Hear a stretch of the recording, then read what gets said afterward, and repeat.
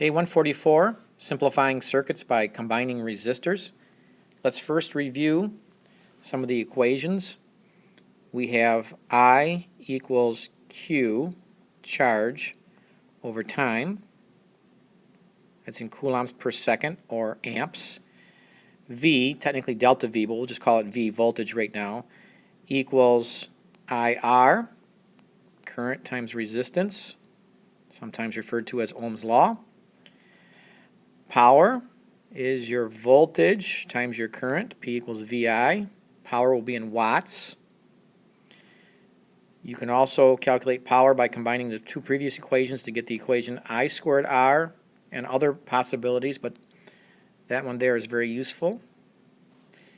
And then from first semester, energy is power times time. So we'll continue to use those basic equations going forward. There are two basic types of circuits, and then there's combinations of these two types. You have the series circuit, in which there is only one pathway, as demonstrated in class, between all the particular elements. In this case, we'll be talking about resistors.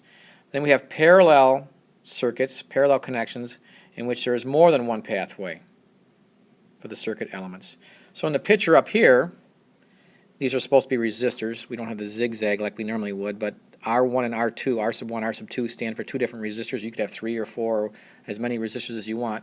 But this first one is a series of two resistors.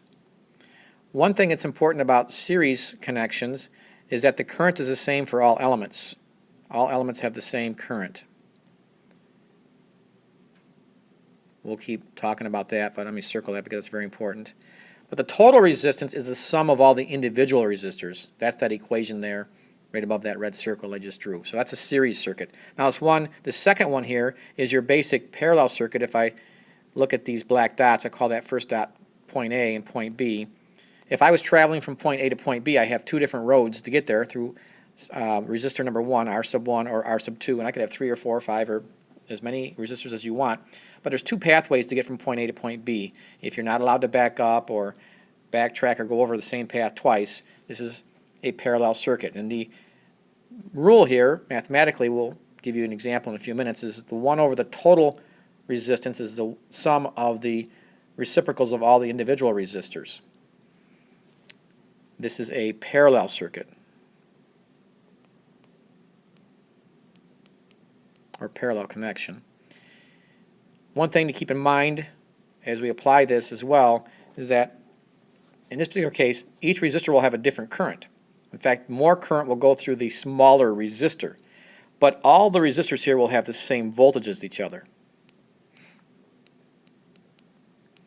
They will not have the same currents. That'll be a useful fact. Now we'll apply all these rules and equations from the past several days. Here we have a circuit with a 40-volt battery down here on the left. Now it's going to be very important that you draw diagrams with these. And this is a fairly moderate example to start off with. And what you're going to be looking for, and every circuit is unique. There's infinite amount of possibilities here of connecting up resistors. But you're looking for the parts, the small parts within this circuit. This is a combination of parallel and series. But where are the parallel and series parts of this circuit? For example, if I look at point B right here and point C right down here, those are called junctions. Point B and point C are called junctions. Let me highlight that. Point B, point C.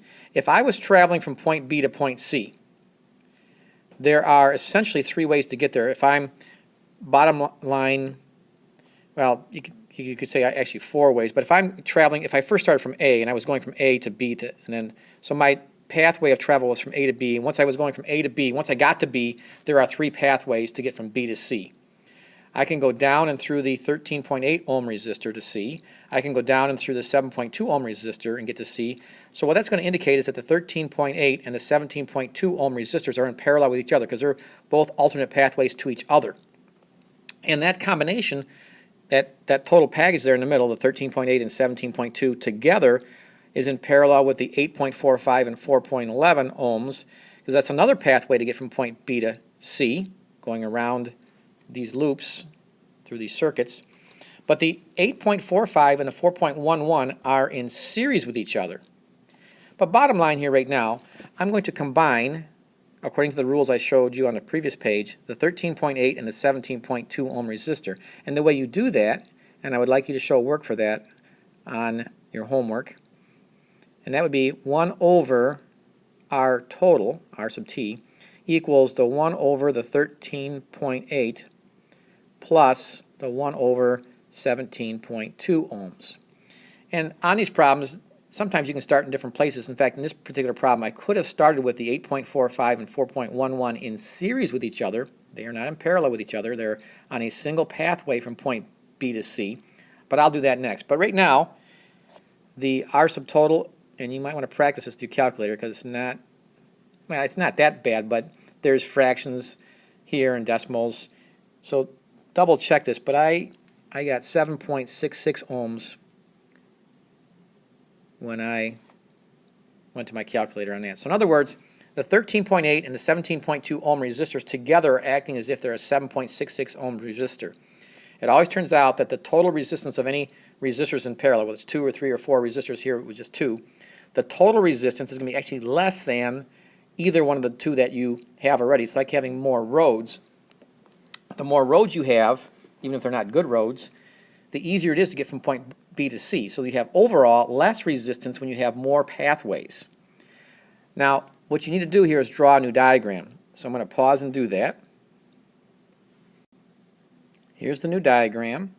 The only thing that changed, but it does look like a substantial change, is I took out the 13.8 and the 17.2, combined them together, and I've highlighted in blue here.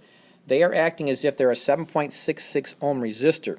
Let me put point C in, that's point B up there, and point C down here. So I've simplified, combined two resistors into one. Now, series elements, like the two series resistors, the 8.45 and 4.11, are easier to combine because all you do is arithmetically add 8 plus 4, which is basically 12.56. So I'm going to combine those and redraw a new diagram, and I'll pause again. So here we have our new circuit. The only thing I've changed is I've combined the 8 and the 4 to get 12.56 ohms. I've highlighted that in blue. So this is getting simpler and simpler as we go along here. So you keep looking for places to combine resistors, either in series or parallel. Now once again, if I'm looking at points B and C, there's two pathways at this point in this new diagram to get from B to C. I can either go straight down from B to C through the 7.66 or all the way around through the 12.56 ohms. So from B to C there are two resistors in parallel, the 7.66 and 12.56. So I'm going to use the rules for parallel. 1 over the combination R subtotal equals 1 over the 7.66 plus 1 over 12.56, and calculate the new total of those two resistors combined. And that comes out to be 4.76 ohms. So what you need to do is now redraw the new diagram. Here's the new diagram with the replacement, replacing the 7.66 and the 12.56 ohm resistors with their equivalent resistance between points B and C of 4.76 ohms. In a sense here now, points B and C are no longer even relevant. I now have a single track, single series circuit. If I would traverse from the battery all the way around, there's one single loop. The 15 and the 4.76 ohm resistors are in series with each other. So I'm going to just do that off the top of my head, which you could do. 15 plus 4 is 19, and round off a little bit. The final answer here will simply be, and every answer will come down to this for the ones we're doing, is a single voltage source with your single resistor, and that resistor is 19.8 ohms. So the problem it asked, simplify this circuit, find the equivalent resistance. So the answer to basically part A, if we're doing part A and B, so the answer to part A would be the total equivalent resistance for the circuit is 19.8 ohms. And it has a 40 volt battery or voltage source. So in part B now, I'm doing part B, I have to find out the current in this circuit. Well, the current will be V equals IR. You'll find it that way. V is 40. I unknown right now. R is 19.8.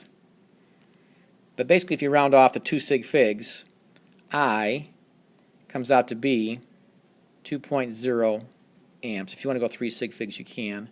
But that's my circuit current. That's how much current the battery will be pushing around. Now, just for future reference, you don't need to do this now, but I just want to talk about a few things here. Once you plug this all in, connect it, and let's say there are light bulbs, and the light bulbs are all lit up, what's happening here? Well, like we said in class, once you start it up, the electrons start moving, and they're everywhere. They're in the wires, they're in the light bulbs, they all start moving around. But let me go back to the original diagram here for a few minutes. In this diagram, this original diagram in the upper left, everything starts up at all time. But one way we show that at many times is we'll show you things like this line right here, or this blue arrow I'm drawing, represents current flowing from point C to point B. Now I know in that blue arrow that represents there, it's representing 2.0 amps of current. There's 2.0 amps of current flowing in this through this battery. That's what the battery is pushing. Now what happens is that current flows from the battery up through the 15 ohm resistor, and it's actually everywhere, but let me continue here. From point A to point B, that current has to choose from point B to get to point C 3 different pathways. But where is most of that current going to go? Well, it's going to split. Now, if you think of the 13 ohm resistor, that's less than 17. So a larger portion will go through the 13 than the 17. But the other pathway, all the way around from B, around the outside, the 8 and the 4, that's only 12 ohms. So what's going to happen is slightly more than a third of that current is going to go this way in this particular, what we call branch. Later on, we'll calculate exactly what that is. Some of you may have an idea. But roughly more than a third will go that way because that's the smaller resistor of the 3 pathways. 8 plus 4 was the 12.5 ohms resistance. But it's real close. Followed by, there'll be a certain amount of current that will go this way through that branch from point B to C. But that's going to be close to a third. But it's going to be a little bit less than that first pathway. Even though the first pathway looks longer, it's less resistance. That's the key. More current will go through where there's less resistance. And then there'll be some current, I'll just use a different color for the fun of it. There'll be some current going this way, which will be slightly less, okay, than a third of the current, because that's the biggest resistance. But it's all going to be pretty close. It's going to be pretty close because 12 and 14 and 17 aren't that much different. But the current will split in those 3 pathways and will rejoin together at point C, and will be 2 ohms of, or 2 amps of current flowing from C through the battery, through the 15 ohm resistor, and then from A to B. So there's one example of simplifying circuits with resistors in different combinations of parallel and series.